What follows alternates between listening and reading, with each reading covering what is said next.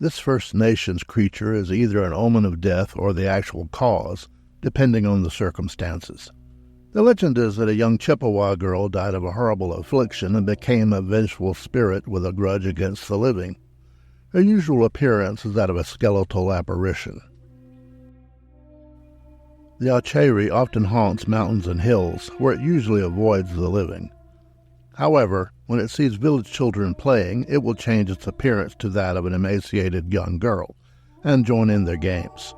Once it is among them, it will choose its target and merely cast its shadow on them. After that, their victim will contract a disease from which few recover.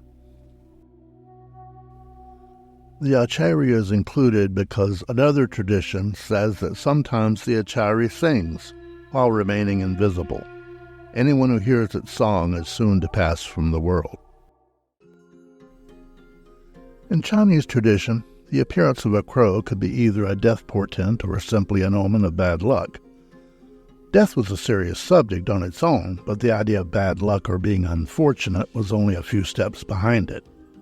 In many Asian cultures, the idea of attracting or accidentally bestowing bad luck was taken very seriously. Other than the crow, here are a few other things to be avoided. The number 4 is considered unlucky. The reason it is considered unlucky across much of Asia was the word for the number 4 and the word for death, shi, sounded the same in Cantonese, Mandarin, and Japanese. So if you receive a lovely set of Chinese porcelain as a gift in a group of 4 cups and saucers, you could be certain it was made for export. Sticking your chopsticks upright in a bowl of rice. A traditional way of making offerings to the ancestors would be to place burning joss sticks upright. Placing chopsticks in the same position echoes this practice and is bad luck, not to mention bad manners. Plus it tells any spirits wandering by that your rice belongs to them. Whistling after dark. This was considered bad luck, especially during the Hungry Ghost Festival. This is a time when hell is believed to open and let the ghosts out to wander the earth. Whistling after dark was believed to attract ghosts. You do not want to do that. Everyone knows about the Irish Banshee, so that's not our main subject today. Instead, we're going to Scotland, which, being Scotland, has not one but 2 equivalents, the Cúnaíoch and the Bannia. Best to know which of the 2 you're dealing with, since the outcome could be very different. First, there's the Bannia. The name translates to washerwoman, and that's what she does. She often appears as a small woman washing clothes by a stream or lake, trying to remove certain sanguine stains in the cloth. This means that someone, or possibly several someones, depending on the number of clothes, are not long for this world. While the Banshee is reported to do the same thing, she was more likely to appear under the window of the person slated to pass and just wail. With the Bannia, her function is right in the name. Fortunately, just because you see her doesn't mean you are on the list. Rather, it could be a great opportunity. If the Bannia is too focused on her work, there's a chance you can sneak up on her and catch her as one would a leprechaun. If you manage it, she will reward you with 3 wishes or treasure for letting her go. However, if she sees you trying it, she can paralyze your legs, so it's risky. If you're not feeling particularly stealthy, best to leave her to her work. The Cúnaíoch is much simpler. Her name roughly translates as the weeper. She proactively mourns those about to pass on. She doesn't wash anything, she doesn't grant wishes, and she doesn't paralyze your legs if you get too close. Not that you'd see her anyway, because she's usually invisible. The only way you'd know she was around was by the sound of lamenting. Her favorite spots to mourn are waterfalls and lochs and glens and pretty much anywhere that suits her mood. Like the Irish Banshee, a Cúnaíoch would attach herself to a specific family, or in this case, clan, and is especially noted to mourn those members about to be slain in battle. According to one account, not long after the Jacobite uprising had been crushed, Clan MacDonald was warned by their Cúnaíochs weeping that something was up. Those who paid attention managed to flee the area in time, and so were saved when government troops later made a surprise attack. Not to be outdone, The Welsh also have two members of the Banshee-adjacent sisterhood. The Caraith is normally associated with the area around the River Tweed and the coast of Glamorganshire. There is disagreement about the meaning of her name.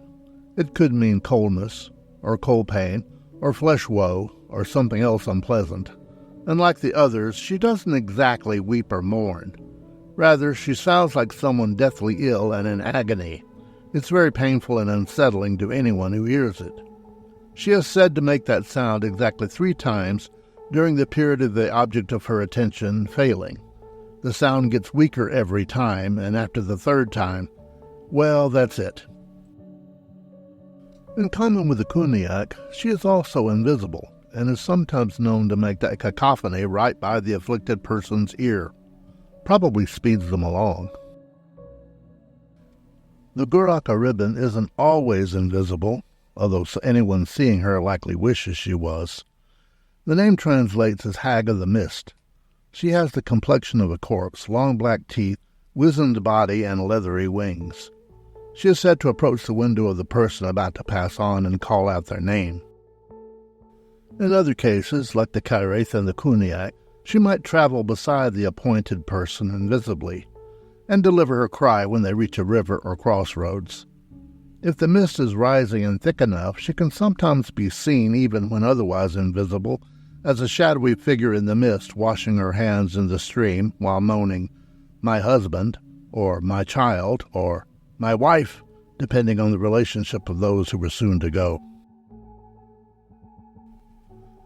The name translates as corpse bird. In Welsh tradition, when a bird landed on the windowsill outside a room where one lay sick, it was an omen that the person would not recover. This was especially true if the bird was making a very loud and screeching noise while it flapped against the window and as it flew away.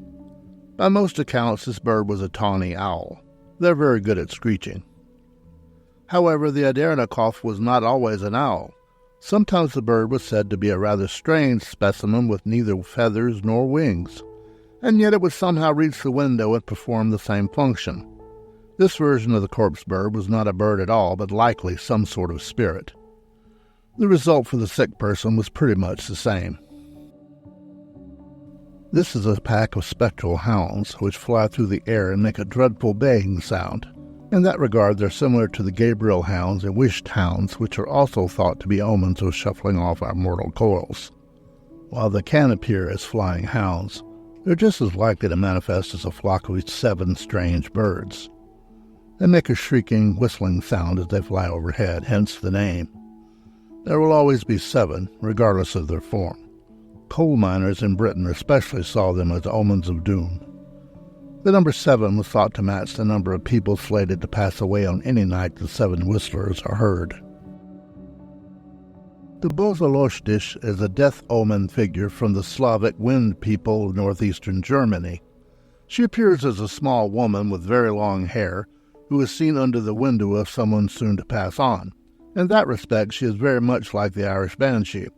Her cry, though, is said to be as gentle as that of a mourning child, which is not at all like a banshee. In Icelandic mythology, the Fylka is a type of guardian spirit attached to a particular person. That person, in turn, is one usually born with a caul, meaning an amniotic membrane covering the head. The caul, by tradition, needs to be buried under the threshold of the house. Now, in some accounts, the caul carries part of the person's soul, which is how a Fylka is created. If the caul is eaten by an animal, the Fylka will appear in the form of that animal. If not, the usual form is a woman. The Fylka will occasionally appear in that person's dreams for the rest of their life. It will offer sage advice and counsel when it does appear, always with that person's best interest at heart. I only include it here because there will eventually come a time when the person sees their Fylka while awake. When this happens, it is an omen of their impending demise. Forewarned and inevitable.